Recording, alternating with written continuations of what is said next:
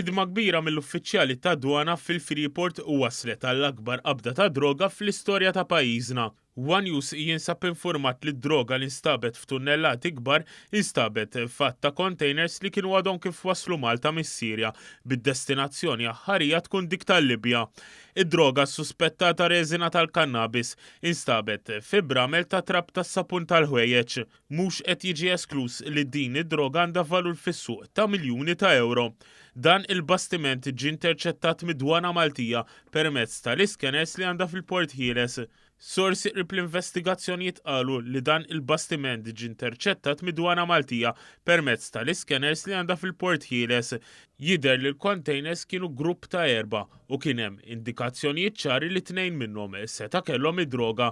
L-investigazzjonijiet min-naħa ta' dwana ilhom għaddejjin għal dawn l-aħħar 6 ijiem. Dawn bdew wara l-istess uffiċjali orkithom għajnejhom li f'numru tal-anet seta' kien hemm materjal li ma kienx jaqbel ma dak dokumentat fejn deret inkonsistenza kbira fil-patallotti ta' detergents li kienu qed iġorru dawn il-containers. Sorsi qalu li kien f'dan il-punt li ttieħdet id-deċiżjoni li dawn jinfetħu u jiġu eżaminati fejn f'kull patallott instabet 24 blokka reżina tal-kannabis. L-istess sorsi qalu li kien imbagħad 2 wara nofsinhar li l-uffiċjali ta' dwana bdew jiftħu dawn il-containers fil-preżenza tal-pulizija mill-iskwadra ta' kontradroga u dawk forensiċi. B'din l-akbar sejba ta' droga f'pajjiżna ġiet infurmata wkoll il-Maġistrat tal-Assa li fetħet inkjesta u ħatret bost esperti sabiex jgħinuha.